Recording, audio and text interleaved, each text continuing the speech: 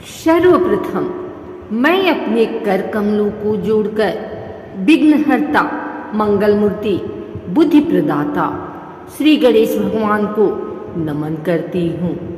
जय गणेश देवा, जिनके नाम का स्मरण करते ही हर कार्य सिद्ध होता है, जिनकी कृपा से अंधकार भी प्रकाश में बदल जाता है। आज हम सुनने जा रहे हैं एक ऐसी अद्भुत कथा गणेश जी के भक्त की, जिसने सब कुछ खो दिया पर अंत में गणेश कृपा से सब पा लिया। यह कथा है आज के युग की, जहाँ इंसान अपनी परेशानियों में भगवान को भूल जाता है, पर भगवान अपने भक्त को कभी नहीं भूलते। आरंभ जीवन की ठोकरें। शहर नागपुर के एक छोटे से मोहल्ले में एक युवक रहता था, अमित शर्मा। अमित एक साधारण मध्यवर्गीय परिवार से था। उसके पिता सरकारी नौकरी में थे, पर कुछ साल पहले उनका देहांत हो गया। माँ ने सिलाई का काम करके किसी तरह घर चलाया और अमित को पढ़ाया। अमित बचपन से ही होशियार था। कॉलेज खत्म करके उसने इंजीनियर की डिग्री ली, पर नौकरी के लिए दर दर भटकने लगा। हर जगह अपना प्रोफाइल अच्छा है, पर फिलहाल वैकेंसी नहीं है। सुन सुनकर उसका मन टूट गया। धीरे धीरे घर की आर्थिक स्थिति बिगड़ने लगी। किराया, बिजली बिल, माँ की दवाइयाँ, सब कुछ एक बोझ बन गया। अमित अक्सर सोचता, भगवान आखिर मैंने ऐसा क्या पाप किया कि हर रास्ता बंद है। उसी दौरान भाद्रपद महीने की गणेश चतुर्थी आने वाली थी। मोहल्ले में हर साल गणेश उत्सव धूमधाम से मनाया जाता था। इस बार भी बच्चे बूढ़े सब मिलकर मंडप बना रहे थे। अमित बस दूर से देखता रहा। उसकी माँ बोली, बेटा तू भी कुछ सेवा कर ले।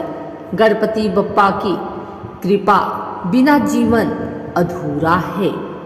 अमित उदास होकर बोला, माँ जब भगवान सुनते ही नहीं तो सेवा का क्या मतलब। माँ मुस्कुराई, बेटा भगवान सुनते हैं, पर तब जब हम बोलना बंद करके मन से पुकारते हैं।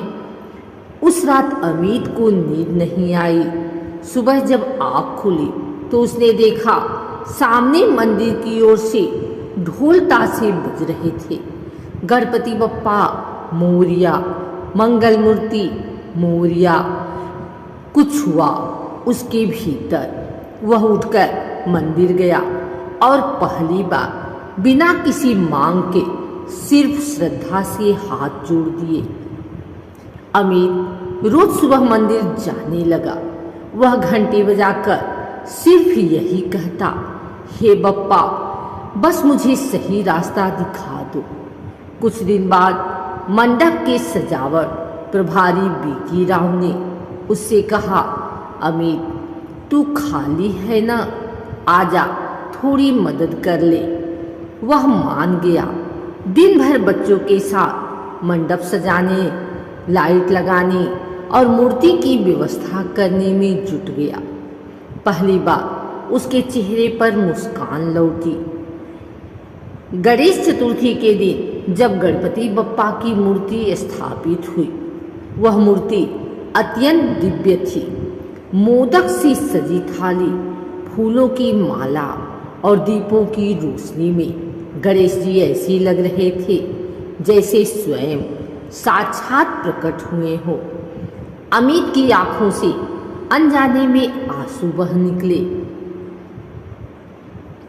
कथा यहीं खत्म नहीं हुई।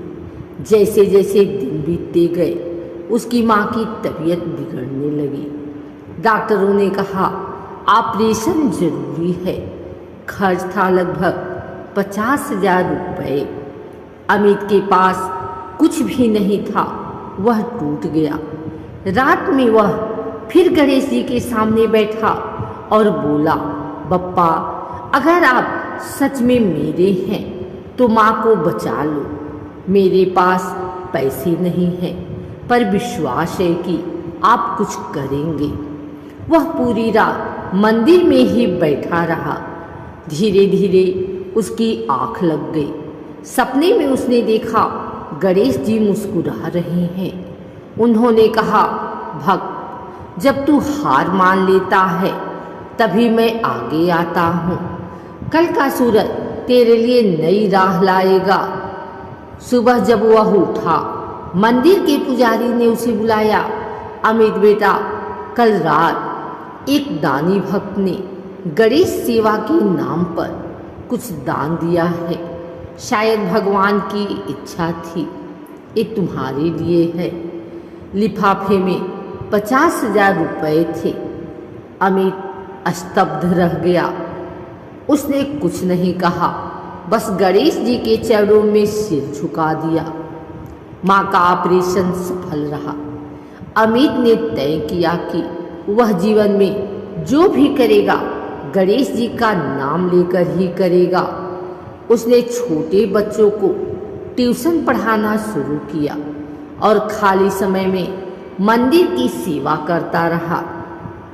कुछ महीनों बाद उसी गणेश मंडल के एक सदस्य ने कहा, अमित, हमारे रिश्तेदार की कंपनी में वैकेंसी है, तुझे कोशिश करनी चाहिए। अमित ने इंटरव्यू दिया और वही कंपनी उसे जॉब दे देती है। जब वह पहली सैलरी लेकर आया तो माँ के साथ सीधा गणेश मंदिर गया और कहा, बप्पा, ये सब आपकी देन है। पर कथा यही खत्म नहीं हुई। 1 साल बाद कंपनी में भारी आर्थिक संकट आया। कई कर्मचारियों की तरह अमित की नौकरी भी चली गई। लोग कहने लगे, तेरे गणपति ने फिर तेरा साथ छोड़ दिया। पर अमित मुस्कुराया और बोला, गणेश जी कभी किसी का साथ नहीं छोड़ते। शायद अब मुझे कुछ नया करने का संकेत दे रहे हैं। उसने घर से ही हस्त निर्मित गणेश मूर्तियां बनाने का छोटा व्यवसाय शुरू किया। वह हर मूर्ति बनाते समय बप्पा से प्रार्थना करता, हे गणेश जी, यह मूर्ति किसी के घर में सुख और शांति लाए। धीरे धीरे उसकी मूर्तियां प्रसिद्ध होने लगी। लोग कहते, इन मूर्तियों में कुछ अद्भुत शक्ति है। 3 साल बाद अमित का छोटा व्यवसाय एक बड़ी कंपनी में बदल गया। मंगल मूर्ति क्रिएंस। देश भर में उसकी मूर्तियां बिकने लगी। टीवी चैनल तक उसकी कहानी पहुंची। एक बेरोजगार युवक कैसे गणेश भक्ति से सफल उद्योगी बन सकता है। इंटरव्यू में उसने कहा, मैंने कुछ नहीं किया, सब गणेश जी की कृपा है। मैंने बस अपना विश्वास नहीं छोड़ा। हर साल गणेश चतुर्थी पर वह 108 गरीब बच्चों को नए कपड़े और मिठाई बांटता है और हर भक्त से कहता है, कभी हार मत मानो, क्योंकि गणेश जी की कृपा देर से नहीं सही समय पर होती है। प्रिय श्रोतागण, यह थी गणेश जी की अद्भुत कथा, जहाँ एक साधारण युवक ने कठिनाइयों के बीच भी भगवान पर विश्वास नहीं छोड़ा और गणेश जी ने उसे इतना ऊंचा उठा दिया कि वह औरों के लिए प्रेरणा बन गया। कहते हैं, जब भक्त का विश्वास अटल होता है तो भगवान की कृपा अनंत होती है। तो आइए अपने जीवन की हर कठिनाई में याद रखें, विघ्नहर्ता गणेश जी हमेशा हमारे साथ हैं। सभी मिलकर बोलिए, गणपति बप्पा मोरिया, मंगल मूर्ति मोरिया।